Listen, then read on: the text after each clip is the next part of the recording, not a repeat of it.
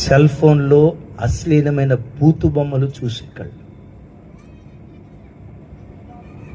అశ్లీలమైన వాటిని చూసి పాపాన్ని రేపుకున్నటువంటి కళ్ళు.